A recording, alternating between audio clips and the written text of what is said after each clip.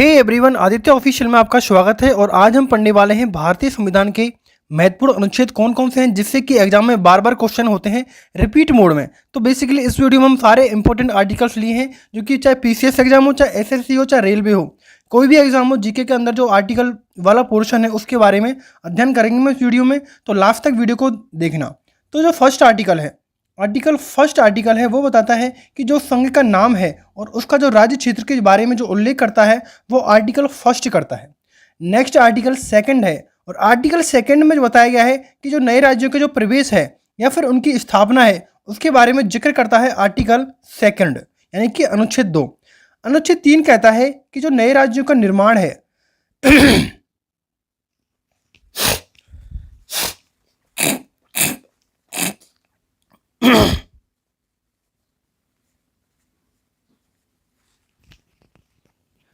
Article 3 कहता है कि नए राज्यों का निर्माण या फिर वर्तमान राज्यों में उनके क्षेत्रों, सीमाओं या फिर उनके नामों में जो परिवर्तन करना होता है वो अनुच्छेद 3 के तहत इसका उल्लेख किया गया है।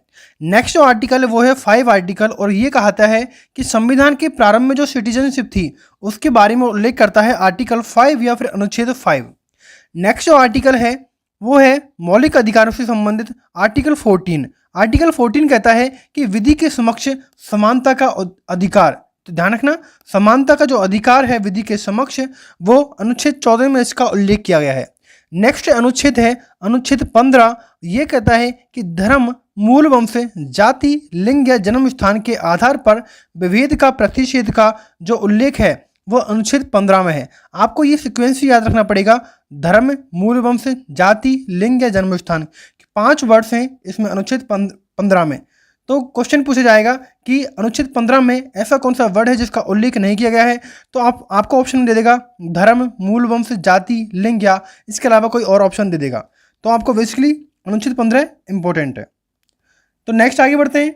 नेक्स्ट आर्टिकल है 16, और 16 आर्टिकल कहता है कि जो लोक नियोजन के विषय में अवसर की समानता को जो अधिकार दिया गया है वो आर्टिकल 16 में इसका उल्लेख किया गया है। नेक्स्ट आर्टिकल है आर्टिकल 17, और आर्टिकल 17 में कहा गया है कि अस्पृश्यता का अंत, अर्थात छुआछूत जो होती है, छुआछूत का अंत अनुच्छेद 17 में बताया गया है। नेक्स्ट आर्टिकल है आर्टिकल 18, और इसमें कहा गया है कि उपाधियों का अंत अनुच्छेद 18 में इसका उल्लेख किया गया है। नेक्स्ट है अनुच्छेद 19। अनुच्छेद 19 में कहा गया है वाक स्वतंत्रता से संबंधित कुछ अधिकारों का जो संरक्षण है वो अनुच्छेद 19 में इसका उल्लेख किया गया है, इंपॉर्टेंट है। नेक्स्ट अनुच्छेद है अनुच्छेद 20, और अनुच्छेद 20 में बताया गया है कि अपराधों के लिए जो दोष सिद्धि के संबंध में संरक्षण प्रदान किया जाएगा वो अनुच्छेद 20 में इसकी बात कही गई है। नेक्स्ट आर्टिकल है आर्टिकल 21, और आर्टिकल 21 में कहा गया है प्राण और दैहिक स्वतंत्रता का अधिकार। प्राण और दैहिक स्वतंत्रता का अधिकार का उल्लेख किया गया है आर्टिकल 21 में।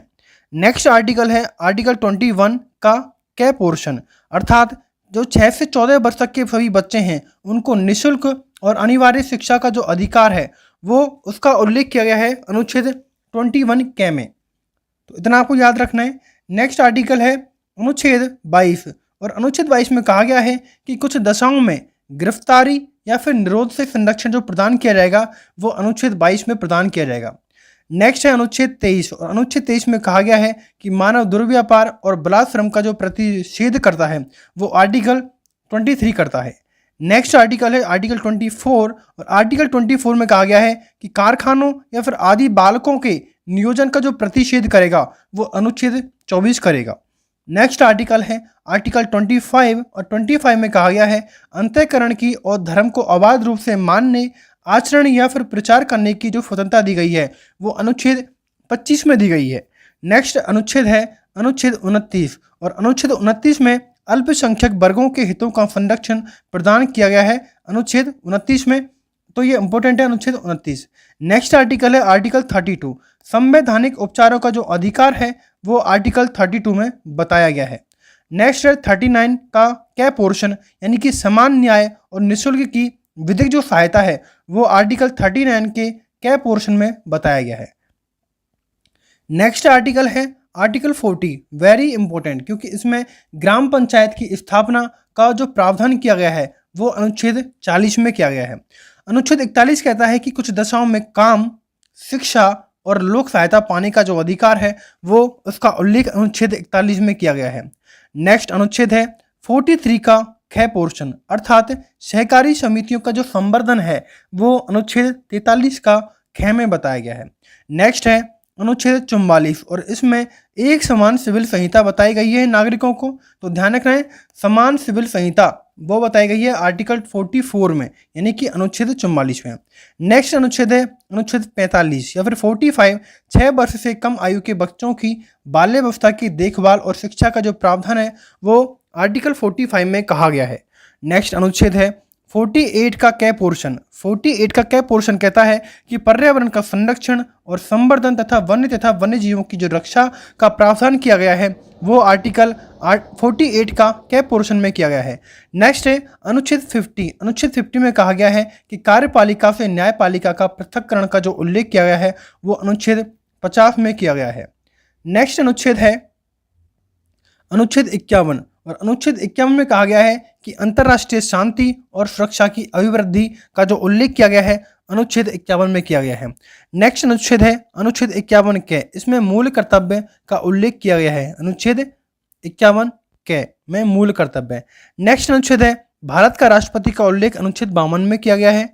अनुच्छेद 55 में राष्ट्रपति के निर्वाचन की पद्धति का उल्लेख किया गया है। अनुच्छेद 55 में राष्ट्रपति के निर्वाचन की पद्धति का उल्लेख किया गया है।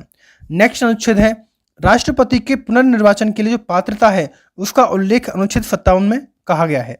नेक्स्ट आर्टिकल है आर्टिकल 58 और इसमें कहा गया है कि राष्ट्रपति के पद के लिए जो योग्यता है उसका जो उल्लेख है आर्टिकल 58 में कहा गया है। नेक्स्ट आर्टिकल है आर्टिकल 60 और इसमें राष्ट्रपति द्वारा शपथ या प्रतिज्ञान का जो है उल्लेख है वो आर्टिकल 60 में कहा गया है। और आर्टिकल 61 में इंपॉर्टेंट है वेरी, राष्ट्रपति द्वारा राष्ट्रपति पर जो महाभियोग चलाने की प्रक्रिया का जो उल्लेख है वो अनुच्छेद 41 में कहा गया है। तो ध्यान रखना, आर्टिकल 52 में भारत का राष्ट्रपति, 55 में राष्ट्रपति के निर्वाचन की पद्धति, 57 में पुनर्निर्वाचन के लिए पात्रता, 58 में राष्ट्रपति पद के लिए योग्यता, 60 में राष्ट्रपति द्वारा शपथ और 61 में राष्ट्रपति पर महाभियोग की प्रक्रिया का उल्लेख किया गया है। नेक्स्ट आर्टिकल है 66 और इसमें राष्ट्रपति का निर्वाचन का उल्लेख किया गया है। आर्टिकल 70 में अन्य आकस्मिकताओं में राष्ट्रपति के जो कृत्यों का जो उल्लेख किया गया है उसका अनुच्छेद 70 में इसका उल्लेख किया गया है। नेक्स्ट अनुच्छेद है क्षमा आदि की और कुछ मामलों में दंडादेश के निलंबन या उसका परिहार या लघुकरण की जो राष्ट्रपति की शक्ति है उसका उल्लेख आर्टिकल 72 में कहा गया है। वेरी इंपॉर्टेंट है। आर्टिकल 74 कहता है कि राष्ट्रपति को सहायता और सलाह देने के लिए एक मंत्री परिषद होगी जिसका उल्लेख आर्टिकल 74 में किया गया है। नेक्स्ट है आर्टिकल 75 का जो सब आर्टिकल 1 है उसमें कहा गया है कि प्रधानमंत्री की नियुक्ति राष्ट्रपति करेगा और जो अन्य मंत्रियों की नियुक्ति है वो राष्ट्रपति प्रधानमंत्री की सलाह पर करेगा। सारे इंपॉर्टेंट क्वेश्चन है इसमें कि प्रधानमंत्री की नियुक्ति कौन करेगा, राष्ट्रपति करेगा, अन्य मंत्रियों की नियुक्ति कौन करेगा, वो प्रधानमंत्री करेगा, लेकिन राष्ट्रपति प्रधानमंत्री की सलाह पर करेगा। राष्ट्रपति प्रधानमंत्री की सलाह पर अन्य मंत्रियों की नियुक्ति करता है राष्ट्रपति। नेक्स्ट है आर्टिकल 76 और आर्टिकल 76 में कहा गया है कि भारत का महान न्यायवादी होगा और जिसका उल्लेख आर्टिकल 76 में किया गया है। नेक्स्ट है आर्टिकल 79 और 79 से चालू हो जाता है संसद के बारे में। तो संसद का जो गठन है या फिर उसका प्रावधान है वो कहा गया है आर्टिकल 79 में। नेक्स्ट है आर्टिकल 80 यानी कि अनुच्छेद 80 और अनुच्छेद 80 में कहा गया है कि राज्यसभा की संरचना के बारे में आर्टिकल 80 में बताया गया है और आर्टिकल 81 में कहा गया है कि लोकसभा की संरचना का उल्लेख किया गया है आर्टिकल 81 में। आर्टिकल 83 का जो कैप पोर्शन है या फिर सब आर्टिकल 1 है उसमें कहा गया है राज्यसभा एक स्थायी सदन है अर्थात ये इसको भंग नहीं किया जा सकता। तो ध्यान रखना है, राज्यसभा एक स्थायी सदन है जिसका उल्लेख 83 का सब आर्टिकल 1 में कहा गया है। नेक्स्ट है 84 और 84 में संसद के जो सदस्य हैं उसके लिए जो अर्हता है या फिर उसकी जो अर्हता है या योग्यता है उसका जो उल्लेख है अनुच्छेद 84 में कहा गया है। नेक्स्ट है अनुच्छेद 85, इसमें संसद के सत्र, सत्रावसान और विघटन के बारे में बताया गया है। तो 85 आर्टिकल में संसद के सत्र, सत्रावसान और विघटन का उल्लेख किया गया है। नेक्स्ट अनुच्छेद है आर्टिकल 100 का सब आर्टिकल 1, इसमें लोकसभा अध्यक्ष द्वारा अपने निर्णायक मत का प्रयोग किया जाता है जब पक्ष और विपक्ष के मत बराबर होते हैं, अर्थात टाई होता है। तो जब लोकसभा अध्यक्ष अपना एक निर्णायक मत या फिर फैसला सुनाता है, उसका उल्लेख आर्टिकल 100 का सब आर्टिकल 1 में कहा गया है। नेक्स्ट आर्टिकल है अनुच्छेद 108 और इसमें कहा गया है कि कुछ दशाओं में दोनों सदनों की जो संयुक्त बैठक होगी उसका उल्लेख किया गया है अनुच्छेद 108 में। नेक्स्ट अनुच्छेद है 109 और इसमें धन विधेयक के संबंध में विशेष प्रक्रिया का उल्लेख किया गया है अनुच्छेद 109 में। नेक्स्ट अनुच्छेद है धन विधेयक की जो परिभाषा का उल्लेख किया गया है वो अनुच्छेद 110 में कहा गया है। ध्यान रखना वेरी इंपॉर्टेंट है कि आर्टिकल 110 में कहा गया है धन विधेयक की परिभाषा। नेक्स्ट अनुच्छेद है अनुच्छेद 112 और अनुच्छेद 112 में कहा गया है कि वार्षिक वित्तीय विवरण यानी कि जो बजट का उल्लेख किया गया है वो 112 में कहा गया है। नेक्स्ट अनुच्छेद है 117 और अनुच्छेद 117 में कहा गया है वित्त विधेयक के बारे में जो विशेष उपबंध है उसका उल्लेख अनुच्छेद 117 में किया गया है। नेक्स्ट अनुच्छेद है अनुच्छेद 122 और इसमें न्यायालय द्वारा संसद की कार्यवाहियों की जांच ना किया जाना इंपॉर्टेंट है, वेरी इंपॉर्टेंट है। 122 न्यायालय द्वारा संसद की जो कार्यवाहियां होती हैं उसकी जांच नहीं की जा सकती। नेक्स्ट अनुच्छेद है अनुच्छेद 123 और वेरी इंपॉर्टेंट क्योंकि इसमें संसद की जब विश्रांति काल होता है उसमें अध्यादेश जारी करने की जो राष्ट्रपति की शक्ति होती है उसका जो उल्लेख किया गया है वो article 123, very important. Next article है आर्टिकल 124 और आर्टिकल 124 में कहा गया है कि उच्चतम न्यायालय की स्थापना और जो इसका गठन है उसका उल्लेख आर्टिकल 124 में किया गया है। नेक्स्ट आर्टिकल है आर्टिकल 129 और इसमें उच्चतम न्यायालय का अभिलेख न्यायालय होना वेरी इंपॉर्टेंट है 129 क्योंकि इसमें उच्चतम न्यायालय का अभिलेख न्यायालय होना बताया गया है।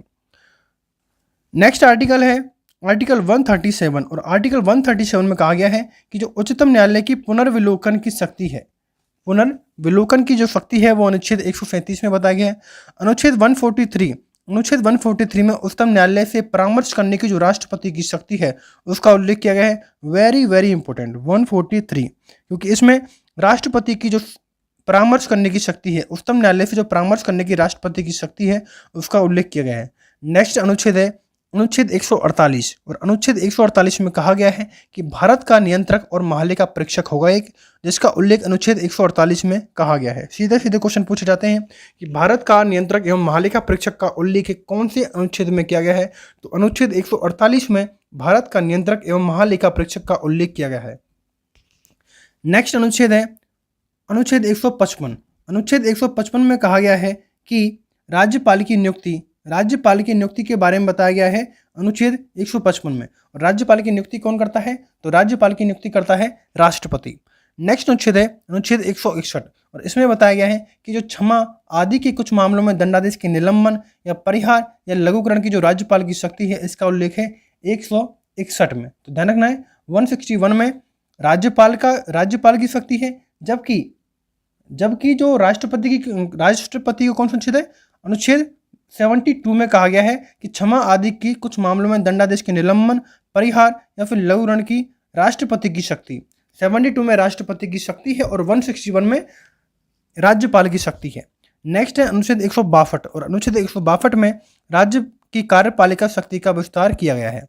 नेक्स्ट अनुच्छेद है अनुच्छेद 164 का सब आर्टिकल 1। इसमें कहा गया है कि राज्यपाल द्वारा मुख्यमंत्री की नियुक्ति और मुख्यमंत्री की सलाह पर अन्य मंत्रियों की नियुक्ति की जाएगी।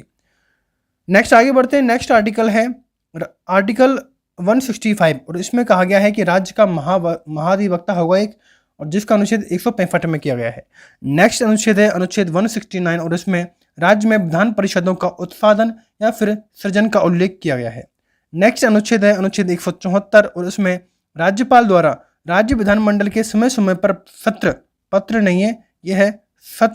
बुलाने पर इसका पत्रावसान करना और विधानसभा को विघटन करने का जो अधिकार है वो आर्टिकल 174 में इसको कहा गया है।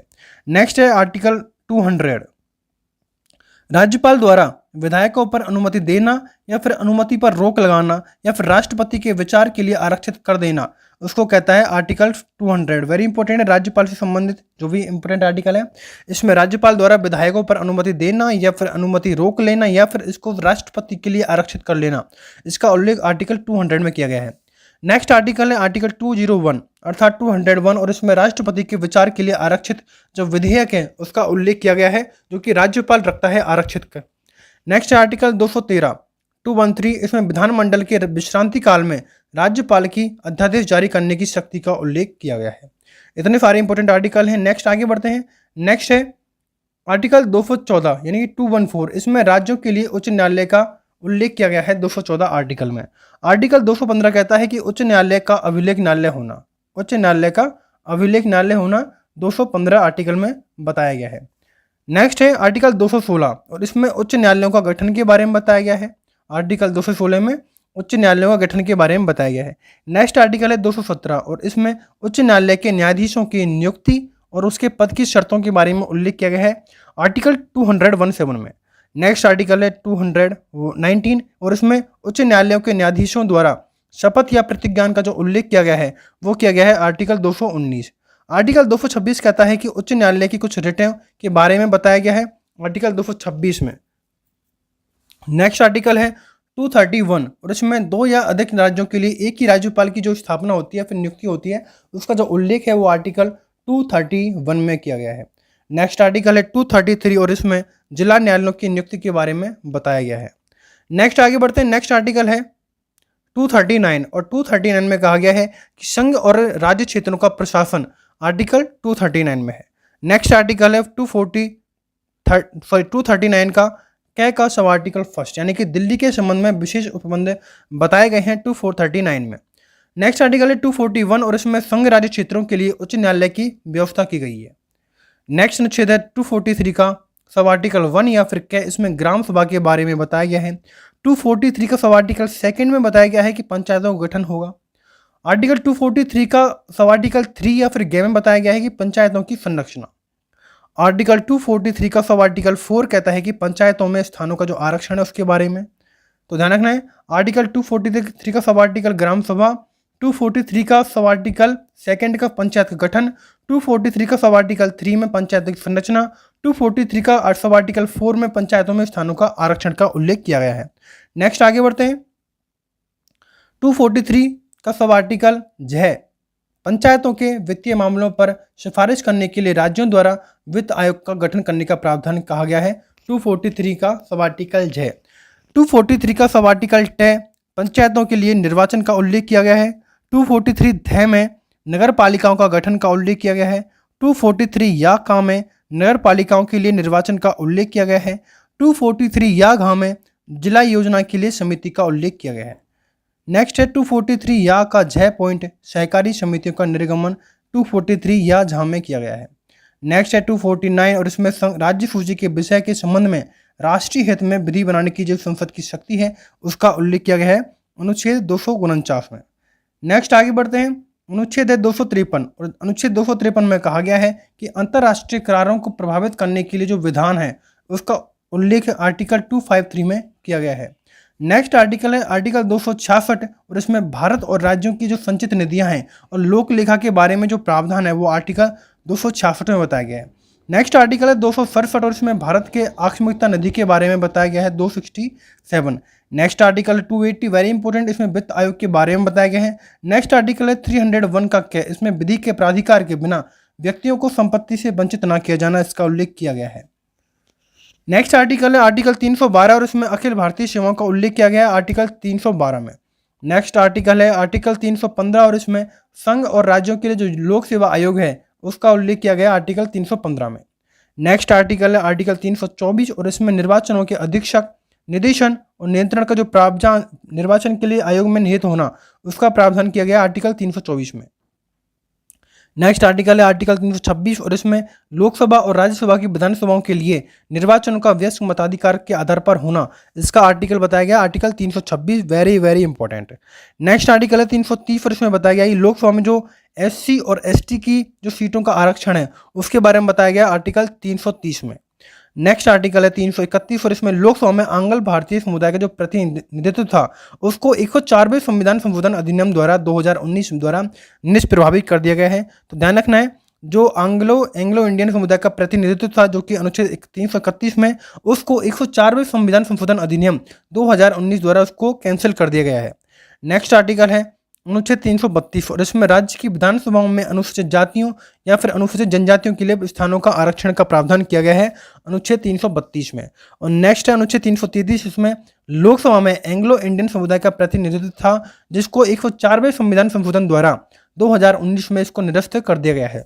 नेक्स्ट आर्टिकल है आर्टिकल 338 और इसमें राष्ट्रीय अनुसूचित जाति आयोग का गठन किया गया है। नेक्स्ट है 338 का सब आर्टिकल फर्स्ट, इसमें राष्ट्रीय अनुसूचित जनजाति आयोग का गठन किया गया है। नेक्स्ट आर्टिकल है 338 का सब आर्टिकल सेकेंड, इसमें पिछड़े वर्गों के लिए राष्ट्रीय आयोग का गठन किया गया है। तो राष्ट्रीय अनुसूचित जाति आयोग 338, जनजाति आयोग 338 का सब आर्टिकल फर्स्ट है, और राष्ट्रीय आयोग पिछड़े वर्गों के लिए तो इसमें 338 का सब आर्टिकल सेकेंड है। नेक्स्ट आर्टिकल है 343 और इसमें राज्य की भाषा क्या होगी, हिंदी होगी, और लिपि देवनागरी घोषित की गई है आर्टिकल 344 में। 344 में कहा गया है राज्य भाषा आयोग का उल्लेख किया गया है 344 में। नेक्स्ट आर्टिकल है 352 और इसमें राष्ट्रीय आपात की घोषणा अर्थात युद्ध या बाह्य आक्रमण या फिर सशस्त्र विद्रोह की स्थिति में राष्ट्रीय आपातकाल की घोषणा है, वो आर्टिकल 352 में इसका उल्लेख किया गया है। आर्टिकल 356 कहता है कि राज्यों में संवैधानिक तंत्र विफल हो जाने की दशा में उपबंध है, जो आर्टिकल 356 में बताया गया है। आर्टिकल 360 में वित्तीय आपातकाल घोषित करने का प्रावधान किया गया है, और आर्टिकल 368 में संसद की संविधान का जो संशोधन करने की जो शक्ति और प्रक्रिया है उसका उल्लेख 368 में।